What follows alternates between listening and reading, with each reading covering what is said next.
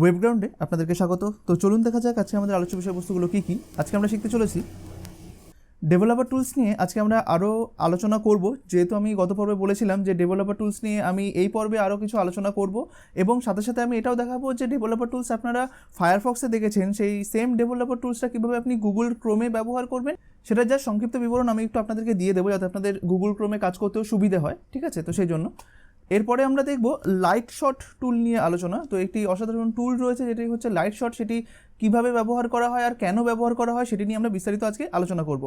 তো যারা আজকের এই ক্লাসটিতে নতুন রয়েছেন তারা উপরে থাকা আই বাটনটিতে প্রেস করুন, সেখানে আপনি এই কোর্সের সমস্ত ভিডিওগুলো পুরো প্লেলিস্ট আকারে ওখানে পেয়ে যাবেন। পাশাপাশি আপনি যদি ডেসক্রিপশন বক্সে যান সেখানেও আপনি দেখে নেবেন, ওখানে একটি ফুল প্লেলিস্ট দেওয়া রয়েছে সমস্ত ভিডিওগুলোর। ঠিক আছে, আর ভিডিওটি একদম শুরু থেকে শেষ পর্যন্ত দেখে যাবেন, একদম স্কিপ করবেন না, কারণ স্কিপ করলে আপনি অনেক কিছু মিস করে যাবেন যেটা কিনা আপনার পরবর্তীকালে সমস্যা ক্রিয়েট করবে। তাই একদম শুরু থেকে শেষ পর্যন্ত জিনিসটি মনোযোগ সহকারে একবারে দেখে যাবেন। ঠিক আছে, তো চলুন শুরু করা যাক। সাবস্ক্রাইব করুন আমাদের ওয়েবগ্রাউন্ড চ্যানেলকে এবং প্রেস করুন বেল আইকনে সবসময় ক্লাসগুলো সবার আগে পাওয়ার জন্য। তো চলুন সবার ফার্স্টে আমরা আমাদের ফোল্ডার স্ট্রাকচারটাকে রেডি করে নিই। তার জন্য আমরা চলে যাব হচ্ছে সি ড্রাইভের মধ্যে, আর তার মধ্যে হচ্ছে ওয়েব ক্লাসেস, তার মধ্যে আজকে আমাদের ক্লাস হচ্ছে 33। তো আমি এখানটাতে ক্লাস 33 আমি বানিয়ে নিলাম। ঠিক আছে, তো এখানটাতে যথারীতি আমরা জানি যে দুখানা ফাইল আমাদেরকে ম্যান্ডেটরি বানাতেই হয়। একটা হচ্ছে index.html, তাই তো, আর একটা হচ্ছে আপনার style.css, রাইট? তো আমরা তৈরি করে নিই। আমরা এখানটাতে আপনার style.css তৈরি করে নিলাম। ঠিক আছে, বেশ। এবার এই দুখানা ফাইল তৈরি হয়ে যাওয়ার পরে আমরা এটাকে ব্রাউজারে খুলে নিই। সবার ফার্স্টে ফাইলটাকে index.htmlটাকে ডাবল ক্লিক করলাম, ব্রাউজারে খুলে গেল। এবার পাশাপাশি আমরা এই দুখানা ফাইলকে আমরা আমাদের কোথায় খুলবো, আমাদের নোটপ্যাড প্লাস প্লাসে খুলবো, তাই তো। তো এর জন্য আমরা index.html এর উপরে ক্লিক করে এটাকে নোটপ্যাড প্লাস প্লাসে খুলে নিলাম। শুধুমাত্র এটাকে রেখে আমরা বাকিগুলোকে ক্লোজ করে দেবো। তো তার জন্য আমরা এখানটাতে রাইট ক্লিক করব, ক্লোজ অল বাট দিস। এবার পাশাপাশি আমরা এই style.cssটাকেও আমরা নোটপ্যাডে নিয়ে যাব। তো তার জন্য রাইট ক্লিক করে edit with notepad plus plus. দেখুন এখন দুখানা ফাইল চলে এসেছে।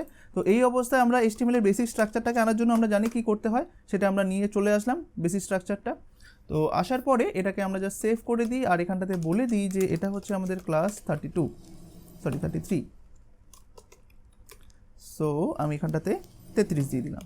ঠিক আছে, বেশ। সো এইবার গত পর্বের মতো আমরা এইখানটাতে জাস্ট যেটা আমি বলেছিলাম, এটা আসলে কি হবে যে আপনারা প্রাথমিক বলে আমি এই জিনিসটা আপনাদেরকে করতে বলছি। আপনারা যখন একটুখানি এই জিনিসগুলো আপনাদের হাতের মুঠোয় চলে আসবে তখন আর আপনাদের এই টেস্টিংটা দরকার নেই। অর্থাৎ আমি যখনই এই index.htmlটা তৈরি করব সাথে সাথে আমরা কি করব, style.cssকে লিঙ্ক করিয়ে দেবো। ঠিক আছে, তো তার জন্য আমরা link:css দেবো, আর অটোমেটিক্যালি এখানে style.css পড়ে যাবে। এবার style.css আদেও কাজ করছে কি না সেটা বোঝার জন্য আমি জাস্ট এখানে একটা h1 লিখবো। ঠিক আছে, h1টার এবার স্টাইল করব style.css-এ গিয়ে। তো আমি এখানটাতে গিয়ে লিখবো h1, মানে আমি নিজে ক্লিয়ার থাকলাম যে আমার যে ফাইলটা আমি তৈরি করছি বা যে HTML মানে কোডটা আমি লিখছি তার মধ্যে কোনো এরর নেই। তো এটা কনফার্ম করার জন্যই আমার এই স্টেপটা। ঠিক আছে, এটা প্রাথমিকভাবে আপনারা করবেন, পরবর্তীকালে দরকার নেই। তো সাপোজ আমি এখানে একটুখানি জাস্ট কালার দিলাম, যে কালার কোলন আমি এখানে রেড দিয়ে দিলাম, সেভ করলাম। করার পরে এইবার জাস্ট আমরা আমাদের ব্রাউজারে যাই, যাওয়ার পরে একবার রিফ্রেশ প্রেস করি। ঠিক আছে, করার পরে দেখলাম এখানে হ্যালোটা পুরোপুরিভাবে রেড চলে এসছে, তার মানে আমাদের CSS ঠিকঠাক কাজ করছে। ঠিক, একদম। এইবার আমরা গত পর্বে দেখেছিলাম ইন্সপেক্ট এলিমেন্ট, তাই তো। ইন্সপেক্ট এলিমেন্ট নিয়ে খুবই বিস্তারিত আমি আলোচনা করেছি। আপনারা যদি ইন্সপেক্ট এলিমেন্ট বা ডেভেলপার টুলস সম্পর্কে খুবই একটা বিস্তারিত ধারণা পেতে চান তাহলে আপনারা গত পর্বটি দেখে নিন, যেটা হচ্ছে আমাদের ক্লাস 32। সেখানে আমি খুবই বিস্তারিতভাবে আলোচনা করে নিয়েছি। তো আপনারা জানেন যে ইন্সপেক্ট এলিমেন্টের উইন্ডোটা আমরা বিভিন্ন উপায়ে ওপেন করতে পারি। যেরকম এক হচ্ছে এটার উপরে রাইট ক্লিক করে ইন্সপেক্ট এলিমেন্ট, বা আরেক হচ্ছে শুধুমাত্র আপনার কিবোর্ড থেকে F12 কিটা প্রেস করুন। দেখুন এই ইন্সপেক্ট এলিমেন্ট বা ডেভেলপার টুলসটা ওপেন হয়ে গেছে। তো এই অবস্থায় আমি এটাকে ইন্সপেক্ট করব কি করে, তার জন্য দেখুন এইখানটাতে একটি সিলেক্টর রয়েছে, মানে দেখুন এখানটাতে লেখা রয়েছে pick an element from this page. অর্থাৎ দেখুন এই অবস্থায় এটা কিন্তু এখনও অন হয়নি, এটাকে ফার্স্টে অন করতে হয়। আপনি এখানে একবার ক্লিক করুন, লেফট ক্লিক, দেখুন এটা ব্লু হয়ে গেল, তাই না। এবার ব্লু হয়ে যাওয়ার পরে এইটাকে আপনি মাউসটাকে আপনি সেইখানে নিয়ে যান যেটাকে আপনি চুজ করতে চান। দেখুন আমি পুরো হ্যালোর উপরে নিয়ে গেলাম, নিয়ে যাওয়ার পর একটা জাস্ট ক্লিক করব। এবার এই হ্যালোর রেসপেক্টে দেখুন হ্যালোটা এখানে চুজ হয়ে গেল বা সিলেক্ট হয়ে গেল। এটা আমি গত পর্বেই বলেছি যে এখান থেকে সিলেক্ট হওয়া মানে আপনার ব্যাকগ্রাউন্ড কালার ব্লু হবে, আর পাশাপাশি যেটা সিলেক্ট থাকবে তার করসপন্ডিং CSSগুলো সব আপনি এখানে দেখতে পারবেন। এগুলো নিয়ে বিস্তারিত আমি বলে দিয়েছি, তাই না। এখানে কিভাবে কালার চেঞ্জ করতে হয়, নতুন প্রপার্টি অ্যাড করতে হয়, কিভাবে পুরো আপনার সিএসএসটাকে কপি করবেন, কিভাবে শুধুমাত্র ডিক্লারেশনটা কপি করবেন, সব কিছু আমি আগের পর্বে বলে দিয়েছি। আপনারা আগের পর্বটি কাইন্ডলি খুব মনোযোগ সহকারে পুরোটা দেখে নেবেন, ঠিক আছে? আমি খুবই বিস্তারিতভাবে সেখানে আলোচনা করেছি ডেভেলপার টুলস সম্পর্কে। সো এইবার একটা জিনিস দেখুন, এই যে আপনি সিএসএস করছেন না কারোর উপরে, তো এইটা বিভিন্ন জায়গার থেকে সিএসএসগুলো পড়তে পারে। যেরকম আমি গত পর্বেই বলেছিলাম যে এক হচ্ছে আপনার ইনলাইন সিএসএস থেকে পড়তে পারে, যেটা হচ্ছে এইটা, আরেকটা হচ্ছে ইন্টারনাল সিএসএস থেকে পড়তে পারে, আবার হচ্ছে এক্সটার্নাল সিএসএস থেকে পড়তে পারে। 3 রকমের জায়গা থেকে পড়তে পারে, তাই না? আবার এমনও হতে পারে যে এই সিএসএসটার উপরে মাল্টিপল এক্সটার্নাল ফাইল থেকে সব সিএসএসগুলো পড়ছে। অর্থাৎ এখানটাতে আপনি আজকে একটা এক্সটার্নাল সিএসএস তৈরি করেছেন যার নাম হচ্ছে style.css।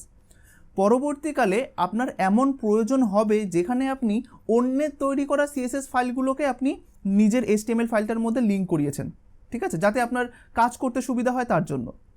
এবার মনে করুন ওই যে আপনি ধার করা সিএসএস ফাইলটা যে নিলেন তার মধ্যেও h1 এর জন্য একটা সিএসএস দেওয়া রয়েছে, এইবার এই আপনার style.css-এও h1 এর জন্য একটা সিএসএস লেখা রয়েছে। তাহলে কোনটা আগে কাজ করবে কোনটা পরে কাজ করবে সেটা আমরা জানি, কিন্তু আমি কিন্তু বলে দিয়েছিলাম যে যেটা ব্রাউজার সবার লাস্টে দেখবে লিঙ্ক করা রয়েছে সেটাকে কিন্তু ও কাজ করাবে, তাই না?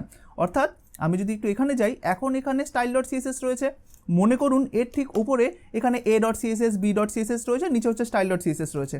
তাহলে ব্রাউজার সবার লাস্টে কাকে পাচ্ছে বা সবার কাছাকাছি কাকে পাচ্ছে? একে পাচ্ছে না।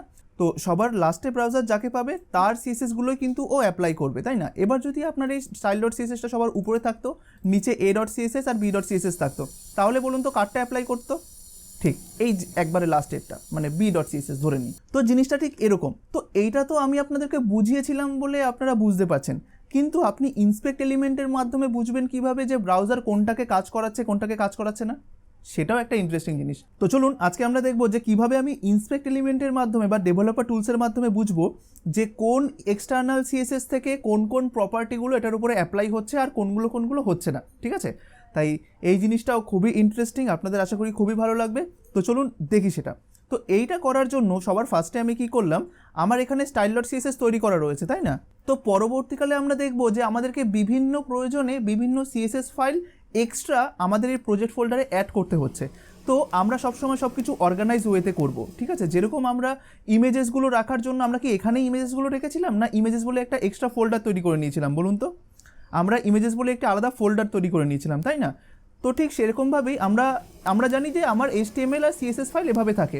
তো আমার যখন এক্সট্রা CSS ফাইল দরকার হবে আমরা সেটাকে একটা ফোল্ডারের মধ্যে রাখবো, তার নামটা আমরা দিয়ে দেবো এখানে CSS, ঠিক আছে? তো দেখুন আমি CSS বলে ফোল্ডারের ভিতরে আমি প্রবেশ করলাম। এবার CSS বলে ফোল্ডারটার মধ্যে গিয়ে আমি এখানে কিছু CSS ফাইল তৈরি করি, ঠিক আছে? যেরকম আমি এখানটাতে দিয়ে দিলাম, যেরকম মনে করুন a.css, যেটা আমি এক্সাম্পলটা দিলাম সেটা নিয়ে চলি। তো এখানে a আর এখানে txt-টার জায়গায় আমি CSS দিয়ে দিলাম।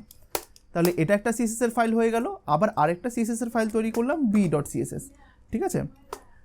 দেখুন এরকম নাম কিন্তু কখনো দেওয়া হয় না, ঠিক আছে? মানে এই যে a.css b.css এরকম কখনোই আপনারা নামগুলো দেবেন না। এটা আমি হয়তো এখন বোঝানোর জন্য দিচ্ছি, সবসময় একটা মিনিংফুল নাম দেবেন যে কোনো কিছু। যেরকম পরবর্তীকালে যখন আমরা রেসপন্সিভ ওয়েব ডিজাইনিং শিখবো তখন আমরা CSS ফাইল একটা তৈরি করতে হবে যার নাম দেবো responsive.css, যাতে বোঝা যায় যে অ্যাকচুয়ালি এই CSSটা কী কাজ করে, ঠিক আছে? আপনি যদি এরকম a.css b.css নাম দিয়ে দেন তাহলে কি আপনি বুঝতে পারছেন যে মানে অ্যাট এ গ্লান্স দেখার পরে সাথে সাথে যে এই CSS ফাইলটা কোন কাজে ব্যবহার লাগছে বা কিছু?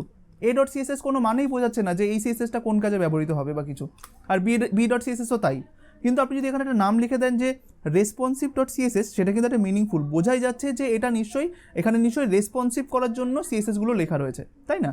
তো ব্যাপারটা ঠিক ওরকম। তো দেখুন এই অবস্থায় আমরা কি করব, আমরা তো a.css আর b.css তৈরি করে ফেললাম, এই দুটোকে এবার আমরা নোটপ্যাডে ওপেন করে নিই, ঠিক আছে? তো তার জন্য আমরা এই দুটোকে একসাথে সিলেক্ট করে রাইট ক্লিক করে এইভাবে edit with notepad plus plus করবো। দেখুন এখানটাতে a আর b চলে এসেছে, ঠিক আছে? মানে একসঙ্গে যদি আমি অনেকগুলো ফাইলকে একসাথে খুলতে চাই তাহলে এইভাবে সিলেক্ট করে যে কোনো একটার উপর রাইট ক্লিক করুন, তারপরে edit with notepad plus plus, ঠিক আছে?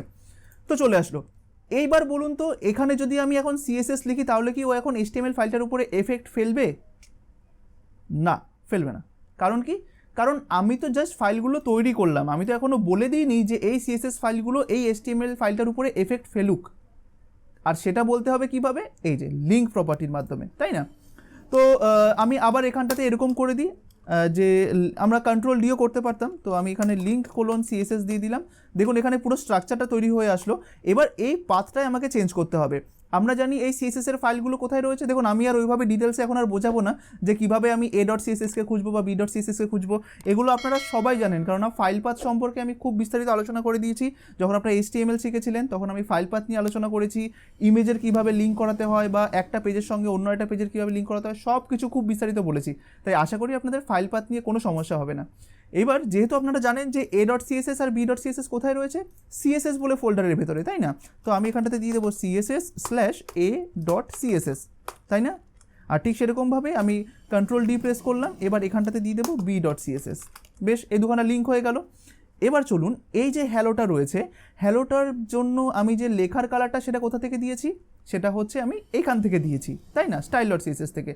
তো এবার আমি এই সেম জিনিসটা দেখুন, আমি এখানে এবার h1 এর জন্য আমি a.css এর মধ্যে লিখব যে h1 এর জন্য আমি এর ব্যাকগ্রাউন্ড কালারটা দেব হচ্ছে আপনার ইয়েলো, ঠিক আছে? এটা আমি এখানটাতে দিলাম। আর এবার আমরা এখানে চলে যাই যে b.css এ, এখানেও আমি h1 এর জন্য আমি এখানটাতে দিয়ে দেব যে ফন্ট সাইজ, সাপোজ সো এখানটাতে দিয়ে দেবো font-size কোলন, এখানে দিয়ে দিলাম ধরুন সাপোজ 60 পিক্সেল, খুবই বড় দিয়ে দিলাম, ঠিক আছে? তো দেখুন এবার আপনারা অনায়াসে বুঝতে পারবেন, যেহেতু আপনারা সব কিছু জানেন। আমরা ইন্সপেক্ট এলিমেন্টে গেলাম না, তাহলে h1 এর ওপর এখন আপনার তৈরি করা কিছু CSS ফাইলগুলো কিছু কিছু এফেক্ট এখানে ফেলবে। যেরকম h1 এর মধ্যে যে কালারটা আসবে সেটা কোথা থেকে আসবে, দেখুন style.css থেকে, তাই না? তারপরে h1 এর মধ্যে যে ব্যাকগ্রাউন্ড কালারটা আসবে সেটা কোথা থেকে আসবে, সেটা হচ্ছে আপনার a.css থেকে। h1 এর মধ্যে যে ফন্ট সাইজটা আসবে সেটা কোথা থেকে আসবে, আপনার এই যে b.css থেকে, তাই না? তো চলুন, এই অবস্থা আমি এটাকে সেভ করলাম। আমরা এখানে আসবো, আসার পরে একটা রিফ্রেশ প্রেস করব। এখানে আমি রিফ্রেশ প্রেস করলাম। দেখুন যেটা আপনি চাইছিলেন সেটাই হয়েছে, কিন্তু যেটা আপনি এই a.css, b.css বা style.css এ দিয়েছিলেন সেটাই কিন্তু একবার এখানে চলে এসেছে। আর পাশাপাশি আপনি এই জিনিসগুলো দেখুন এখানটা দেখতে পাচ্ছেন, যেরকম এই যে h1টা সিলেক্ট থাকা অবস্থায় আপনি এখানে সব CSSগুলো দেখতে পারেন। দেখুন h1 এর জন্য কোনো ইনলাইন CSS রয়েছে না, কোনো ইন্টারনাল CSS রয়েছে না, নেই। যা রয়েছে সব এক্সটার্নাল CSS রয়েছে। দেখুন এইখানটাতে আপনি পুরো বুঝতে পারবেন যে h1 এর মধ্যে যে ফন্ট সাইজটা পড়ছে সেটা কোথা থেকে পড়ছে, দেখুন b.css থেকে পড়ছে, তাই না? আপনি এখানে থেকেই দেখতে পারবেন, এই যে এখানটাতে দেখুন b.css থেকে পড়ছে। এবার b.css ফাইলটা কোথায় রয়েছে, আপনি যখন এটা হোভার করবেন তখন নিচে দেখুন টুল টিপের মাধ্যমে আপনাকে বলে দিচ্ছে যে আপনার সি ড্রাইভের মধ্যে ওয়েব ক্লাসেসের মধ্যে ক্লাস 33 বলে একটি ফোল্ডার রয়েছে, তার মধ্যে CSS বলে একটি ফোল্ডার রয়েছে, তার মধ্যে b.css-টা রয়েছে।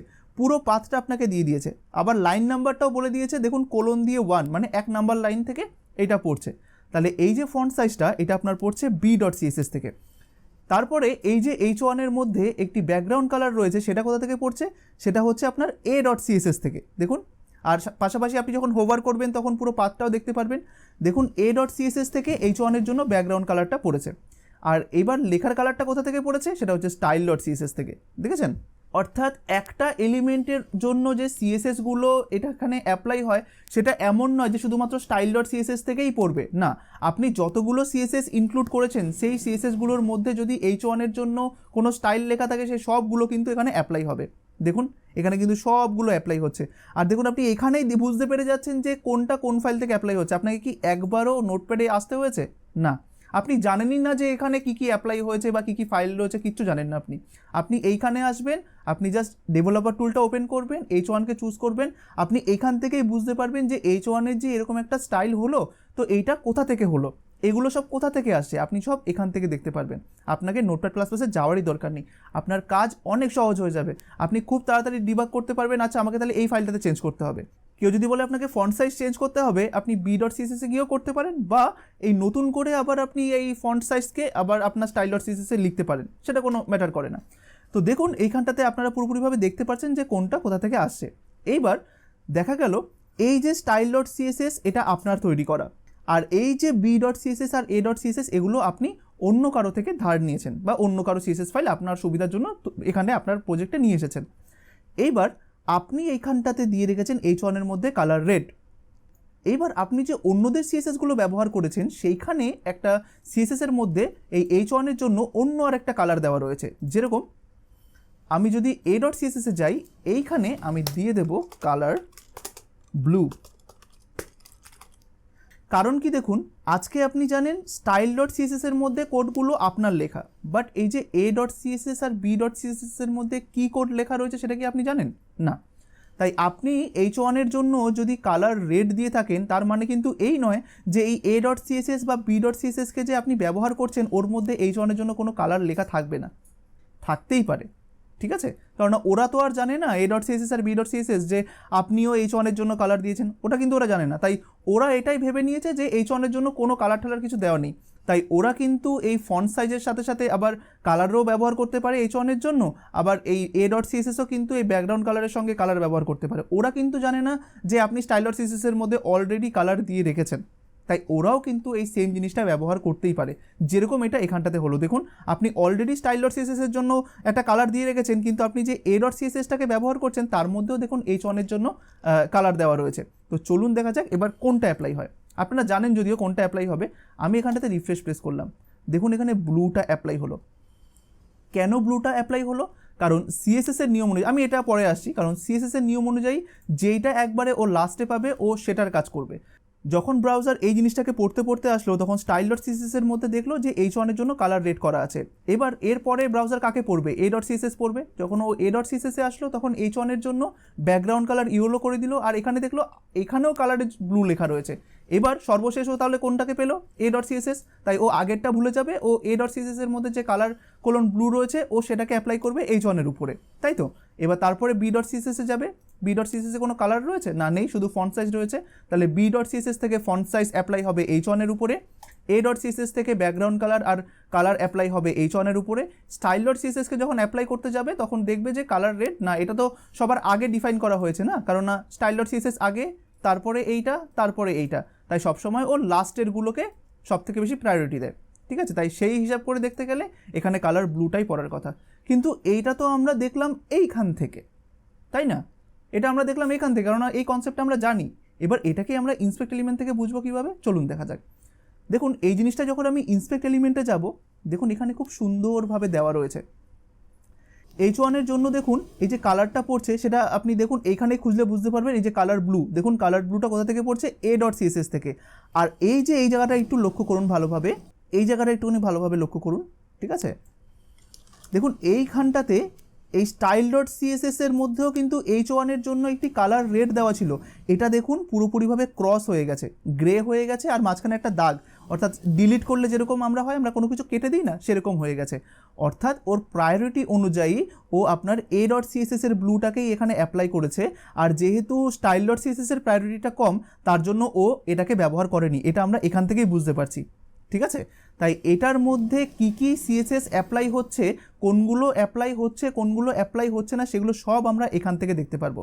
দেখুন আমরা এখানে বুঝতেই পাচ্ছি যে আপনার এ ডট সিএসএস এর মধ্যেও H1 এর জন্য কালার ব্লু দেওয়া ছিল, আবার স্টাইল ডট সিএসএস এর মধ্যেও কালার রেড দেওয়া ছিল। কিন্তু কেন এই রেডটা নিল না, কেন ব্লুটা নিল, আমরা এখানে বুঝেই যাব যে ও যদি দুটো জায়গাতে যদি সেম প্রপার্টি দেওয়া থাকে আর ও যদি এইটাকে নেয় এটাকে না নেয়, তখন বুঝতে হবে যে এটার প্রায়োরিটিটা কম। অর্থাৎ স্টাইল ডট সিএসএসকে নিশ্চয়ই আগে ডিফাইন করা হয়েছে, তারপরে এ ডট সিএসএসকে ডিফাইন করা হয়েছে, ডিক্লেয়ার করা হয়েছে HTML ফাইলের মধ্যে, এই জন্য এই জিনিসটা এরকম হয়েছে, ঠিক আছে। আমাদের এখানেও কনসেপ্টটা সেম। দেখুন এখন এটা অ্যাপ্লাই হচ্ছে, এটা অ্যাপ্লাই হচ্ছে না, কারণ কি? এই প্রায়োরিটির জন্য। আমার এখানে আসার দরকারই নেই, যখনই দেখবো এখানে এরকম একটা ক্রস মার্ক তখনই বুঝতে পারবো যে প্রায়োরিটির জন্য ও এই কালারটাকে নিয়েছে, এই কালারটাকে নেয়নি। কেমন? বেশ। এবার আমি যদি দেখতে চাই যে এখন যদি এই কালারটাকে আমি বন্ধ করে দিই তখন কি হবে বলুন তো? যদি আমি এই কালারটাকে বন্ধ করে দিই তখন এটাই বোঝাবে যে এই এ ডট সিএসএস এর মধ্যে কালার বলে কোনো প্রপার্টি নেই, ঠিক আছে। এটাকে বন্ধ কীভাবে করতে হয় সেটা আপনারা গত পর্বেই শিখেছেন, জাস্ট এই টিকমার্কটাকে উঠিয়ে দিতে হবে। তাই এটাকে বন্ধ করে দেওয়া মানে এটাই বোঝায় যে এ ডট সিএসএস এর মধ্যে যে H1কে ডিফাইন করা হয়েছে তার মধ্যে আপনার কালার বলে কোনো কিছু নেই। তাই এ ডট সিএসএস এর মধ্যে যদি কালার বলে কোনো প্রপার্টি কেউ না পায়, তাহলে ও কালারটাকে কোথা থেকে নেবে বলুন তো? ও স্টাইল ডট সিএসএস থেকে নেবে, ঠিক আছে। তাই এটার মধ্যে পায়নি, ও তখন খুঁজবে যে অন্যান্য সিএসএস ফাইলের মধ্যে এই H1 এর জন্য কোনো কালার দেওয়া আছে কিনা, ঠিক আছে। তো তখন দেখবে যে হ্যাঁ স্টাইল ডট সিএসএস এর মধ্যে H1 এর জন্য কালার দেওয়া আছে, তখন ও এটাকে অ্যাপ্লাই করবে। চলুন দেখা যাক সেটা কীভাবে। তো দেখুন আমরা এখান থেকে এই কালারটাকে বন্ধ করে দিলাম। দেখুন যেই মুহূর্তে আমি বন্ধ করলাম সাথে সাথে ওর নিচেরটাকে নিয়ে নিল, ঠিক আছে। তো এই জিনিসটাই হচ্ছে ইন্টারেস্টিং। এখানে যখন আপনি টিক মার্কটা উঠিয়ে দেবেন তার মানে হচ্ছে আপনি বুঝেই নেবেন যে এই সিএসএস প্রপার্টিটা এই H1 এর মধ্যে নেই, আমি ডিলিট করে দিলাম বা মুছে দিলাম। অর্থাৎ এখান থেকে এরকমভাবে ডিলিট করে দেওয়া মানে আপনি অন্যভাবে এটা বলতে পারেন যে এখান থেকে এভাবে এটাকে রিমুভ করে দেওয়া, ঠিক আছে? এটা বোঝায় আপনি যখন ডেভেলপার টুল থেকে এভাবে রিমুভ করে দেবেন। তাই মনে করুন যদি আমার এটা এরকম হতো, এখান থেকে যদি আমি এটা ভাবি যে এখানটাতে কোনো কালার কোলন ব্লু নেই, তাহলেও কালারটা কোথা থেকে পেতো? style.css থেকে নিত। তো ঠিক এখানেও ঠিক সেম ওয়ে হচ্ছে, আমি এখান থেকে কোনো কিছু চেঞ্জ না করে আমি একবারে ডেভেলপার টুল থেকে সমস্ত কিছুকে চেঞ্জ করছি। দেখুন আমি এখান থেকে যখন কালার ব্লুটাকে তুলে দিলাম তখন ও অটোমেটিক্যালি style.css থেকে আপনার কালার রেডটাকে নিয়ে নিল, ঠিক আছে? এবার এটাকে যদি আমি আবার অন করে দিই, অন করার জন্য কি করতে হবে? এই জাস্ট টিকমার্কটাকে উঠিয়ে দিয়েছিলাম, আবার টিকমার্কটাকে নিয়ে আসতে হবে। দেখুন আবার এটা ক্রস হয়ে গেল, এখানটা এটা চলে আসলো। তাহলে বুঝতে পেরেছেন একটা প্রপার্টি কিন্তু মাল্টিপল সিএসএস ফাইলে থাকতে পারে, প্রায়োরিটি অনুযায়ী ডিপেন্ড করে কোনটা এটার উপর অ্যাপ্লাই হচ্ছে, ঠিক আছে? আর আপনি ডিবাগিংয়ের জন্য বা টেস্টিংয়ের জন্য কোনো প্রপার্টিকে এরকম অফ করে দিতে পারেন, ঠিক আছে? যদি আপনি ধরুন একটা প্রপার্টি যদি এই ফাইলেও থাকে, এই ফাইলেও থাকে, এই ফাইলেও থাকে, তখন আপনি কি করবেন? এই একটাকে বন্ধ করবেন ও করসপন্ডিংলি প্রায়োরিটি অনুযায়ী যে প্রপার্টিটা অ্যাপ্লাই হওয়া দরকার সেটাও অ্যাপ্লাই করে নেবে। যেরকম আমি যেরকম এই কালার ব্লুটা আমি যদি 3টে ফাইলের মধ্যেই লিখে রাখি তাহলে কীরকম হতো? যেরকম আমি style.css এর মধ্যে কালার রেড দিলাম, a.css এর মধ্যে কালার ব্লু দিলাম, আর b.css এর মধ্যে ধরুন কালার আমি ব্ল্যাক দিয়ে দিলাম, কালার ব্ল্যাক। সেভ করলাম, এখানে আসলাম, রিফ্রেশে প্রেস করলাম। দেখুন এখন কালার প্রপার্টিটা কোথা থেকে নিচ্ছে বলুন তো? b.css থেকে। যখনই দেখব b.css থেকে কালার প্রপার্টিটা নিচ্ছে আর কালার প্রপার্টিটা অন্যান্য সিএসএস এর মধ্যেও রয়েছে, তখন আমি বুঝে যাব যে এটার প্রায়োরিটিটা বেশি। কারণ কি দেখুন আপনি এখানে দেখলেই বুঝতে পারবেন b.cssটা সবার লাস্টে ডিফাইন করা হয়েছে, তাই না? বেশ। আর ঠিক সেরকমভাবে আমি এখানটা দেখতে পাচ্ছি যে নিচের সিএসএস ফাইলগুলোর মধ্যেও আপনার কালার প্রপার্টিটা রয়েছে। তাই আমি যদি এইটাকে বন্ধ করি তখন প্রায়োরিটি ওয়াইজ ও দেখবে যে এইটা আগে অ্যাপ্লাই হওয়া উচিত না এইটা আগে অ্যাপ্লাই হওয়া উচিত, যদি আমি এটাকে বন্ধ করে দিই। দেখুন আমি এটাকে বন্ধ করে দিলাম আর প্রায়োরিটি ওয়াইজই কিন্তু ও সাজিয়েছে। দেখুন প্রথমে ও b.cssকে নিয়েছে, তারপরে a.css, তারপরে আপনার style.cssটি কিন্তু এইভাবে পড়েছে, ঠিক আছে? যেটা আমাদের এইখানে দেখুন ফার্স্টে b.css, a.css, তারপরে style.css, ওই ওয়াইজই কিন্তু ও এখানটাতে সাজিয়েছে। তো আমি এখান থেকে যদি কালার ব্ল্যাকটাকে বন্ধ করে দিই তখন ও কী করবে? দেখুন এই ব্লুটাকে অ্যাপ্লাই করে দিল এখানে, ঠিক আছে? এটা এখন ভাবুন নেই a.css, b.css এর মধ্যে। আর এখান থেকেও যদি আমি বন্ধ করে দিই তখন ও কোনটাকে নেবে? এই যে এটাকে নেবে, দেখেছেন? মানে আমি এখান থেকেই টেস্ট করতে পারছি, যদি আমি এই কালারটা না দিই, যদি আমি এই কালারটা দিই তাহলে কি এরকম হবে, যদি আমি এই দুটো কালার না দিই, যদি আমি চাই যে এই style.css যে কালারটা রয়েছে সেটা যদি অ্যাপ্লাই হোক তাহলে কীরকম দেখাবে। তো এই টেস্টিংগুলোই আপনি এটার মাধ্যমে করতে পারবেন, খুবই খুবই ইন্টারেস্টিং জিনিসগুলো। তো দেখুন এখান থেকেও আমি এটাকে বন্ধ করে দিলাম, তখন তার কোনো কিছুই নেবে না, ডিফল্ট নেবে। কারণ আমরা জানি যে ডিফল্ট টেক্সটের কালার আপনার ব্ল্যাকই হয়। এখন কিন্তু কোনো সিএসএস অ্যাপ্লাই হচ্ছে না, জাস্ট বাই ডিফল্ট একটা টেক্সটের কালার যেটা হয় সেটা অ্যাপ্লাই হচ্ছে। আর করসপন্ডিংলি আপনি সবগুলোকে বন্ধ করে এরকম একটা একটা করে এভাবে চেক করতে পারেন। এই যে এটা খুলে দিলাম, এটা খুলে দিলাম, ঠিক আছে? আপনি চাইছেন ফন্ট সাইজটা না দিলে কীরকম হয় দেখি তো, এই যে দেখুন ফন্ট সাইজ কমে গেল। তো সমস্ত টেস্টিং আপনি এখান থেকে করতে পারেন। ডেভেলপার টুল খুবই হ্যান্ডি একটি জিনিস, এটা ডিজাইনারদের জন্য খুবই খুবই ইম্পর্টেন্ট। কারণ পরবর্তীকালে আপনারা জাস্ট আপনি নোটপ্যাডে বারবার করে যাবেন না। আর দেখুন অনেকেরই কোশ্চেন ছিল যে আপনি কেন নোটপ্যাডে শেখাচ্ছেন, আপনি কেন ভিএস কোডে শেখাচ্ছেন না, আপনি কেন অ্যাডভান্স এডিটরে শেখাচ্ছেন না। অ্যাডভান্স এডিটরে তখন আপনি শিখবেন যখন আপনি নিজে অ্যাডভান্স হবেন। আপনি তো এখন নিজে অ্যাডভান্স নন, আপনি কি নিজে অ্যাডভান্সড মনে করেন? তাহলে হয়তো এই কোর্সটা আপনার জন্য নয়, তাহলে আপনি অন্য জায়গাতে অবশ্যই যেতে পারেন। আপনি এখনও বিগিনার্স, ঠিক আছে? আর ইভেন আমি যে আপনাদেরকে শেখাচ্ছি আমি নিজেও বিগিনার্স, ঠিক আছে? তাই আমি নিজে বিগিনার্স, আপনাদেরকে শেখাচ্ছি আপনারাও বিগিনার্স, তাই আমি বিগিনার্স হিসাবেই যাব। যখন আপনি অ্যাডভান্সের জাস্ট এটা হবেন, ঠিক আছে? কেউ কখনো অ্যাডভান্স পুরো ডি পর্যন্ত কেউ কখনো হতে পারে না। সবাই হয়তো এ হয় বা ডি হয়, লেটার ওয়াইজ যদি ধরেন, কেউ অ্যাডভান্সড পুরো জিনিসটা কেউ কখনো হয় না, ঠিক আছে? আর আমি এখনও অ্যাডভান্সের এটুকুতেও যাইনি, তো আমি যতটুকু জানি সেটা আমি আপনাদেরকে শেখানোর চেষ্টা করি। তাই যখন আপনারা কিছুটা অ্যাডভান্স হবেন অর্থাৎ অ্যাডভান্সের এটা শিখবেন, তখন আমি আপনাদের অ্যাডভান্স টুলসগুলো সম্পর্কেও বলবো, ঠিক আছে? কিন্তু এই মুহূর্তে নয়। কারণ কি দেখুন, আপনি যদি এখন ভিএস কোডে যান বা সাবলাইমে যান বা অ্যাটমে যান, ওখানে কি হয় আপনাকে এররগুলো না ওরা দেখিয়ে দেয়, ঠিক আছে? আন্ডারলাইন করে দেখিয়ে দেয়, রেড মার্ক ওয়াইজ দেখিয়ে দেয়। এতে কিন্তু আপনার অসুবিধে, কারণ আপনি অলস হয়ে পড়ছেন। যখনই দেখছেন ও এখানে তো লাল দাগ রয়েছে, তার মানে নিশ্চয়ই এরর রয়েছে, ঠিক আছে? তখনই আপনি আবার বিভিন্ন এডিটরগুলো বলেও দেয় যে আপনি এখানটাতে এইটা করুন তাহলে এররটা সলভ হয়ে যাবে। এতে তো আপনি ডিপেন্ডেন্ট হচ্ছে কার উপরে? আপনি হচ্ছেন ডিপেন্ডেন্ট হচ্ছেন ওই এডিটরের উপরে। ঠিক আছে, কিন্তু আপনাকে ডিপেন্ডেন্ট হতে শিখতে হবে নিজের উপরে। এই যে আপনারা নোটপ্যাড প্লাস প্লাস ইউজ করছেন, এখানে যখন কোনো একটা এরর হয় আপনি কিন্তু বুঝতে পারেন না, ঠিক আছে, আপনার এই ব্রাউজারে গিয়ে আপনি বুঝতে পারেন যে কিছু একটা হয়েছে, তখন আপনি কি করেন, চেক করতে থাকেন যে হ্যাঁ দেখি তো কোথায় ভুল হয়েছে, দেখি তো কোথায় ভুল হয়েছে। এই যে মেন্টালিটিটা, এই যে আমি খুঁজছি, এটা খুবই ভালো, ঠিক আছে, আর এটাই আপনাদের মধ্যে দরকার। পরবর্তীকালে যখন আপনি কোনো এররে পড়বেন তখন সলভ করার জন্য আপনি কাউকে পাবেন না, আপনাকে তখন নিজেকেই এরকমভাবে খুঁজে খুঁজে খুঁজে খুঁজে সলভ করতে হবে, যেটা কিনা একটা গুড প্র্যাকটিস।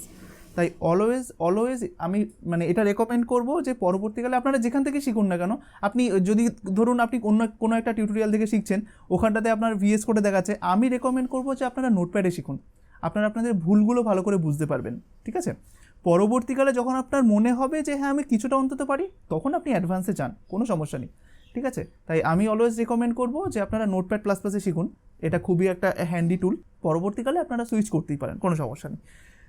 তো আশা করি এটা বুঝতে পেরেছেন যে দেখুন, যেটা আমি বোঝানোর চেষ্টা করলাম যে বিভিন্ন সিএসএস ফাইলের মধ্যে আপনার যে কোনো একটা পার্টিকুলার এলিমেন্টের জন্য সিএসএস কোড লেখা হতে পারে। প্রায়োরিটি ওয়াইজ কী করে আপনি এখান থেকেই বুঝতে পারবেন যে কোন সিএসএসের প্রায়োরিটি এটার উপরে পড়ছে, আপনি সেগুলোকে ডিসেবল করতে পারবেন, এনাবেল করতে পারবেন, এখান থেকে দেখতে পারবেন যে কোন কোন সিএসএস প্রপার্টিগুলো এখানে অ্যাপ্লাই হচ্ছে, কোনগুলো অ্যাপ্লাই হচ্ছে না। দেখুন এটার ক্ষেত্রে যেরকম কালারটা b.css থেকে পড়ছে, কিন্তু এগুলো দেখুন অ্যাপ্লাই হচ্ছে না, এটা আপনি বুঝতেই পারলেন, ক্রস মার্ক রয়েছে, ঠিক আছে।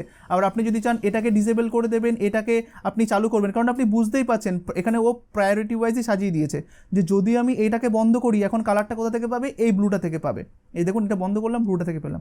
তো এই জিনিসগুলো এগুলো খুবই ইউজফুল আপনাদের জন্য, ঠিক আছে। পরবর্তীকালে যখন আমরা আস্তে আস্তে বিভিন্ন ব্লক তৈরি করা শিখবো, তখন দেখবেন আমরা সব এখান থেকেই পুরো জিনিসটাকে সেট আপ করে নিচ্ছি, তারপরে সিএসএস এর কোডটা এখান থেকে কপি করে জাস্ট নোটপ্যাডে গিয়ে পেস্ট করছি, ঠিক আছে। তো এটা আপনাদের জন্য খুবই হ্যান্ডি একটি টুল। তো এই যে গত পর্বে আমি আপনাদের ডেভেলপার টুলস সম্পর্কে একটা বিস্তারিত ধারণা দিলাম, পাশাপাশি সেটা ফায়ারফক্সের উপরে, পাশাপাশি আজকেও একটা ডেভেলপার টুলস সম্পর্কে আমি বিস্তারিত ধারণা আপনাদেরকে দিলাম। তো এই সেম জিনিসগুলো আপনি গুগল ক্রোমে কিভাবে করবেন, দেখুন জিনিসটা পুরোপুরিভাবে সেম, শুধু ইন্টারফেসটা একটুখানি আলাদা, ঠিক আছে, দেখতে হয়তো একটুখানি আলাদা, কিন্তু বাদবাকি জিনিসগুলো সেম। তো চলুন গুগল ক্রোমে করার জন্য দেখুন আমরা এখান থেকে, এটা হচ্ছে আমাদের অ্যাড্রেস, তাই না, যেরকম বলতে পারেন ডোমেন নেম, যেরকম facebook.com একটা অ্যাড্রেস, সেরকম এটা হচ্ছে আমাদের অ্যাড্রেস। আর মনে আছে আমরা প্রথম দিন ওয়েবসাইট বোঝানোর সময় একটাতে এক্সাম্পল দিয়েছিলাম যে আপনি কোনো একটা জায়গায় যাচ্ছেন, আমাদের ক্ষেত্রে এটা সায়েন্স সিটি বলেছিলাম, আপনার গন্তব্যস্থলটা কিন্তু অ্যাড্রেসটা কিন্তু সেম থাকে, কিন্তু আপনার যাওয়ার মাধ্যমটা বিভিন্ন রকমের হয়, যেরকম আপনি বাসে যেতে পারেন, আপনি ট্রেনে যেতে পারেন। তো দেখুন আমাদের অ্যাড্রেসটা কিন্তু সেম, মানে এই গন্তব্যটা পুরোপুরি সেম, আমার যাওয়ার মাধ্যমটা আলাদা। যেরকম আমি এখন কিসে যাচ্ছি অ্যাড্রেসটাতে, এই ফায়ারফক্স ব্রাউজারের মাধ্যমে। এবার আমি আমার গন্তব্যটা মানে যাওয়ার মাধ্যমটা একটু চেঞ্জ করব, আমরা গুগল ক্রোমের মাধ্যমে এই অ্যাড্রেসটায় যাব। তো তার জন্য সবার ফার্স্টে এই অ্যাড্রেসটাকে পুরোপুরিভাবে সিলেক্ট করে নিন। তো এই অ্যাড্রেসটাকে সিলেক্ট করার পর এটাকে কপি করুন, কপি করে আপনি গুগল ক্রোমে যান, গুগল ক্রোমের অ্যাড্রেস বারে গিয়ে জাস্ট এটাকে পেস্ট করে দিন, দেওয়ার পরে এন্টার প্রেস করুন। দেখুন আমি এখন সেম অ্যাড্রেসে রয়েছি, শুধুমাত্র আমাদের যাওয়ার মাধ্যমটা কিন্তু চেঞ্জ করলাম, ঠিক আছে। দেখুন আমি এখন সেম অ্যাড্রেসে রয়েছি, মনে করুন এটা একটা সাপোজ এটা ভিক্টোরিয়া মেমোরিয়াল, ঠিক আছে। সো এখানটায় ধরুন আমি এখন রয়েছি, আমি এটা আসলাম কিভাবে, ট্রেনের মাধ্যমে, আর এখানটায় আমি গেছি কিসের মাধ্যমে, বাসের মাধ্যমে, ঠিক আছে। তো এরকম একটা জিনিস। তো এইখানেও ডেভেলপার টুলস রয়েছে, আর এখানেও সেম, আপনি F12 প্রেস করেও যেতে পারেন, বা এখান থেকে রাইট ক্লিক করে আপনি এখানটা দেখুন, এদের ক্ষেত্রে ইন্সপেক্ট এলিমেন্ট না, এদের ক্ষেত্রে শুধু ইন্সপেক্ট থাকে, ঠিক আছে। আর আপনি F12 প্রেস করেও যেতে পারেন, দেখুন আমি এখন F12 প্রেস করলাম, আমি এখানে চলে আসলাম। এবার আমি এটার উপর রাইট ক্লিক করে এখানে ইন্সপেক্টও ক্লিক করতে পারি। দেখুন পুরো সেম জিনিসটা সেম, এখানেও এদের একটা সিলেকশনের মার্ক আছে, অর্থাৎ ফায়ারফক্সে যেরকম ছিল আপনি এখানে ক্লিক করেও এভাবে এটাকে সিলেক্ট করতে পারেন। আর এদের ইন্টারফেসটা একটুখানি আলাদা, দেখুন দেখতে একটুখানি ডিফারেন্ট, বাট জিনিসগুলো কিন্তু সেম একদম। দেখুন এখানে ওখানে সিলেক্টটা কী ছিল, ডিপ ব্লু ছিল, আর এখানটাতে দেখুন একটুখানি লাইট ব্লু, ঠিক আছে। আর পাশাপাশি দেখুন এলিমেন্ট রয়েছে, এখানে স্টাইলের মধ্যে সমস্ত কিছু রয়েছে, ওদের ক্ষেত্রে রুলস ছিল। তো জিনিসটা সেম, এখানে দেখুন আমার H1টা সিলেক্ট থাকা অবস্থায়, অর্থাৎ জিনিসটা এরকম, আপনি একবার একটা জিনিস শিখে যান, সেই জিনিসটা আপনি মানে যখন ফায়ারফক্সে শিখে যাবেন তখন আপনার গুগল ক্রোমেও কোনো সমস্যা হবে না, কারণ জিনিসটা তো পুরোপুরি সেম, তাই না। তো দেখুন আপনি যখন এখানে H1টা সিলেক্ট থাকা অবস্থায়, এখানেও দেখুন এখানে এটা হচ্ছে আপনার ইনলাইন সিএসএস, দেখুন এলিমেন্ট.স্টাইল বলে রয়েছে, আর এখানেও দেখুন পুরোপুরিভাবে রয়েছে b.css, a.css, style.css, ঠিক আছে। আর এখানে ইউজার এজেন্ট স্টাইল শিট বলে কিছু একটা রয়েছে, তো এটা আমি পরে আলোচনা করব আপনাদের সাথে। এটা হচ্ছে ব্রাউজার বাই ডিফল্ট এই H1টার উপরে যেগুলো দেয় সেটা, ঠিক আছে। তো আপনি যদি একটুখানি উপরে যান তাহলে এখানেও দেখুন এই যে পাশে টিকমার্কগুলো রয়েছে, অর্থাৎ আমি যদি এখান থেকে কালার ব্ল্যাকটাকে সরিয়ে দিই তাহলে করসপন্ডিং দেখুন এখন ব্লুটা পাচ্ছে, তো সেম পুরোপুরিভাবে সেম, আপনি গুগল ক্রোমে ডেভেলপার টুলে করুন বা ফায়ারফক্সে ডেভেলপার টুলে করুন, জিনিসটা সেম। দেখুন এখানে b.css রয়েছে, হোভার করলে আপনাকে পাথ দেখাচ্ছে, style.css এর মধ্যে থেকে কোন জিনিসটা মানে এটা দেখুন পুরো ক্রস হয়ে রয়েছে, মানে এই জিনিসগুলোকে আপনার এখানে অ্যাপ্লাই করছে না, অ্যাপ্লাই করছে কোনটাকে, এই কালারটাকে, ঠিক আছে। তো আপনি এটাকে চেঞ্জও করতে পারেন কালার চেঞ্জের জন্য, ঠিক সেম ওয়েতে কালারের উপরে ক্লিক করুন, এখানে কালার পিকার দিয়ে দিয়েছে। পুরো ওভারঅল সমস্ত জিনিসগুলোই কিন্তু সেম। এখানে দেখুন কত নাম্বার লাইনে সিএসএসটা রয়েছে, সমস্ত কিছু। আপনি ফায়ারফক্সে শিখুন বা ক্রোমে শিখুন, আপনার এই ডেভেলপার টুলটা হ্যান্ডি আপনার সমস্ত জায়গাতে হবে। ইভেন ইন্টারনেট এক্সপ্লোরার বা এখন এজ রয়েছে বর্তমানে, তারপরে আপনার সাফারি, বিভিন্ন জায়গাতে আপনি জিনিসগুলো কিন্তু পাবেন, ঠিক আছে। তাই একটা আপনি খুব ভালোভাবে বুঝতে পারলে বাকিগুলো আপনার কাছে খুবই ইজি হয়ে যাবে, ঠিক আছে। তাই এখানটাতে আমি কোনো কিছু আপনাদেরকে বোঝালাম না, এগুলো আপনারা নিজে একবার দেখে নেবেন, কারণ ওভারঅল সমস্ত কিছু সেম। তাই আমি ফায়ারফক্সকে নিয়েই আমি এগোচ্ছি, ঠিক আছে। আপনারা এখানটায় এসে আপনারা নিজেদের মতো করে সমস্ত কিছু দেখতে পারেন। পরবর্তীকালে আমরা অনেক জিনিসগুলো শিখবো, যখন জাভাস্ক্রিপ্ট শিখবো তখন দেখবো এই কনসোল ট্যাবটা নিয়ে কিভাবে আপনি কাজ করবেন, এটা খুবই হ্যান্ডি একটি জিনিস। পরবর্তীকালে যখন পিএইচপি শিখবো তখন আমরা দেখবো যে নেটওয়ার্ক ট্যাবটা নিয়ে, এখানটাতে নেটওয়ার্ক ট্যাবটা আপনাদের খুবই ইউজফুল হবে। তো ইচ অ্যান্ড এভরি যেগুলো আপনাদের দরকার সেগুলো নিয়ে আমরা খুবই বিস্তারিতভাবে আলোচনা করব। তো এইবার একটা ইন্টারেস্টিং জিনিস সম্পর্কে চলুন দেখা যাক। ডেভেলপার টুলস নিয়ে আমরা পরবর্তীকালে যখন কোনো একটা সেকশন বানাবো আমরা আরও বিস্তারিত সম্পর্কে জানবো, কারণ ডেভেলপার টুলস নিয়েই আমাদেরকে কাজ করতে হবে, এটা খুবই একটা হ্যান্ডি টুল, যেটা আমি কিছুক্ষণ আগে আপনাদেরকে বললাম। তাই ডেভেলপার টুলস নিয়ে আরও বিস্তারিত আমি পরবর্তী পর্বগুলোতেও আমি বলবো, ঠিক আছে, যখন দরকার পড়বে। তো এইবার দেখুন, যেটা আমি বলেছিলাম যে লাইট শট টুলটা নিয়ে আমি একটুখানি বলবো, সেটা আপনাদের কিভাবে কাজে লাগে চলুন একটু দেখা যাক। তো তার জন্য সবার প্রথমে আমরা একটা কাজ করি, আমরা ফায়ারফক্স থেকে সমস্ত কিছু করি, কেমন? তো সবার ফার্স্টে আপনারা গুগলে চলে যান, অ্যাড্রেস বারে গিয়ে লিখুন google.com। তো google.com-এ আসার পরে আপনি এখানটায় অ্যাড্রেস বারে লিখুন লাইট শট, LIGHTSHOT। দেখুন এখানে রয়েছে লাইট শট ডাউনলোড, আপনি এখানে ক্লিক করুন। করার পরে আপনি প্রথম লিঙ্কটাতে যান, রাইট ক্লিক করে ওপেন লিঙ্ক ইন নিউ ট্যাবে ক্লিক করুন। দেখুন লাইট শটের অফিসিয়াল ওয়েবসাইটে ওটা আপনাদেরকে নিয়ে যাবে। আপনি উইন্ডোজ ইউজ করে থাকলে আপনি এখানে ক্লিক করবেন, আপনি যদি ম্যাক ওএস ইউজ করে থাকেন তাহলে এখানে ক্লিক করবেন। এখানে ক্লিক করলেই দেখবেন ওটা ফাইলটা আপনার কাছে ডাউনলোড হয়ে যাবে, একটা ডাউনলোডের লিঙ্ক চলে আসবে। দেখুন আমার এখানে একটা ডাউনলোডের লিঙ্ক চলে এসেছে, আমি এখানে ডাউনলোডে ক্লিক করলে সেটা ডাউনলোড হয়ে যাবে। আর আপনাদের ক্ষেত্রেও ঠিক তাই, ঠিক আছে। আপনাদের দেখবেন ডাউনলোডস বলে ফোল্ডারটার মধ্যে থাকতে পারে, বা যে কোনো একটি ফোল্ডারের মধ্যে আপনার এই ডাউনলোড করা ফাইলটা থাকবে, ঠিক আছে। আপনাকে ইনস্টলেশন কীভাবে করতে হবে, জাস্ট ডবল ক্লিক করে ওই নেক্সট ফিনিশ, যেটা ইনস্টলের প্রসেস হয়, ঠিক আছে। তো যেই মুহূর্তে আপনার এই লাইট শটটা ডাউনলোড হয়ে যাবে, তারপরে আপনি লাইট শটটা কোথায় পাবেন বলুন তো, সেটা নিয়ে বলছি কোথায় পাবেন। তার আগে আমি বলে নিই যে লাইট শটটা কী কারণে ব্যবহার করা হয়। দেখুন যখন আপনি এরকম ডিজাইনিং করছেন তখন আপনার বিভিন্ন প্রয়োজনে এই স্ক্রিনশট নেওয়ার প্রয়োজন হতে পারে, ঠিক আছে। এবার হতে পারে সেই স্ক্রিনশটটা হচ্ছে এইটুকুনি জিনিসের হলো বা এই পুরো জিনিসের হলো, এরকম হতেই পারে। তো এই স্ক্রিনশট নেওয়ার জন্য, বা এমনও হতে পারে আপনাকে ডেস্কটপে স্ক্রিনশট নিতে হতে পারে।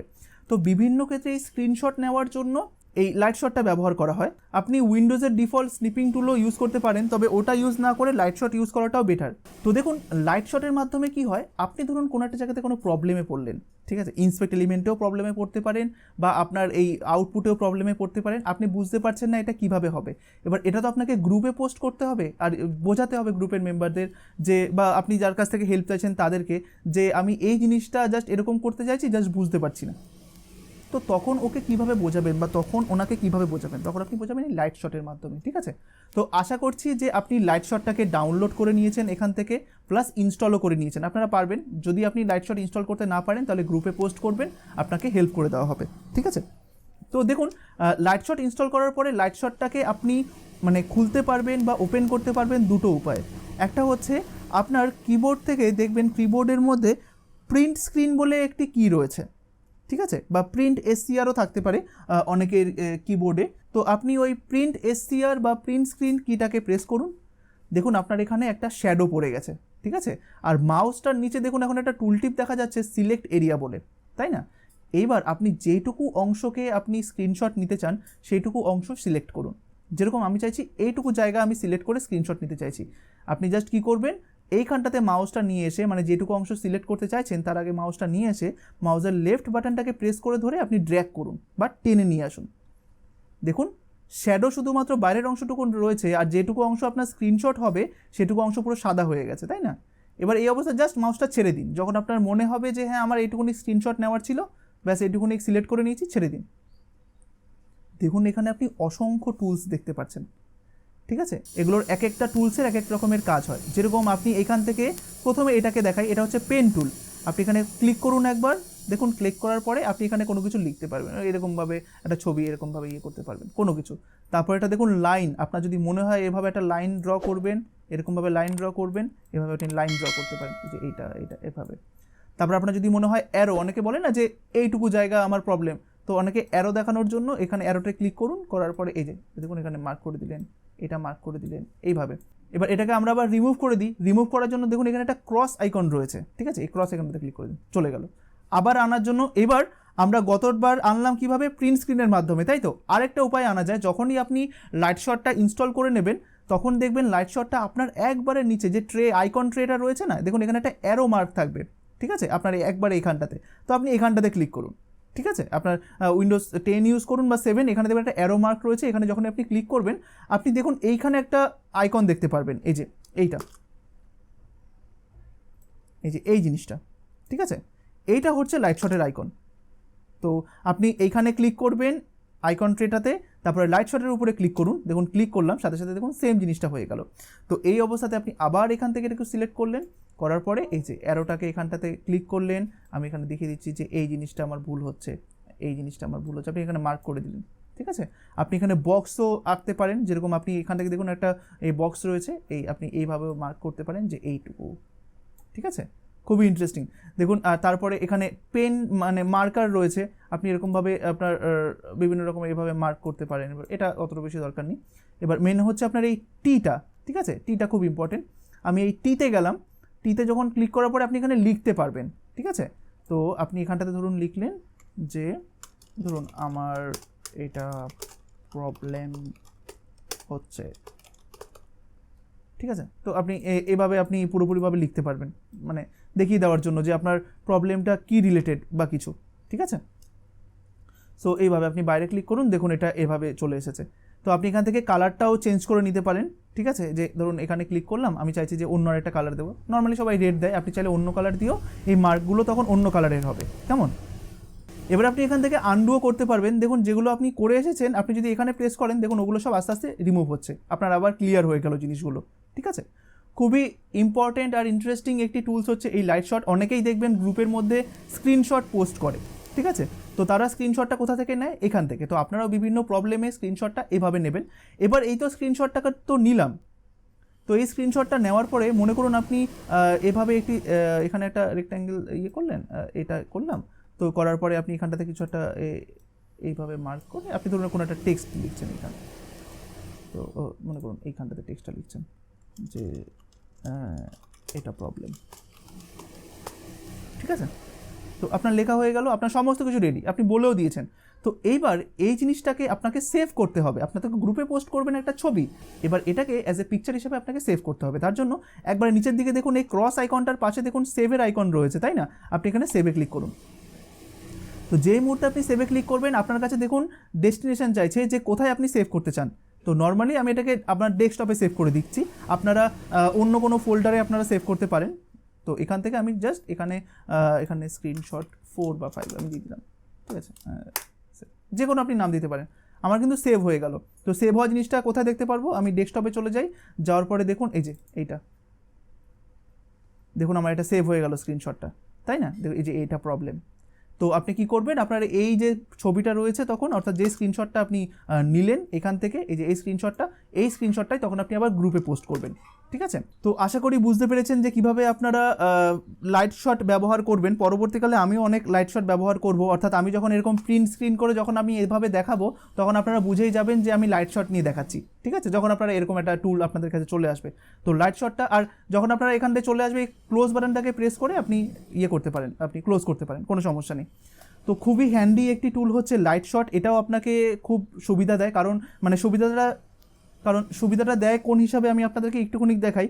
যেরকম আমি যদি আবার লাইট শটটা ওপেন করি, আপনি যদি কোনো কিছুর উইথ ক্যালকুলেট করতে চান আপনি এখান থেকে চুজ করুন, দেখুন এখানে আমি নিয়ে গেলাম এইভাবে, এই যে দেখুন 1366 উইথ আমাদের, তাই না, দেখুন আর একটুখানি নিয়ে গেলেই দেখুন 1365 রয়েছে, 1366 আর হাইট।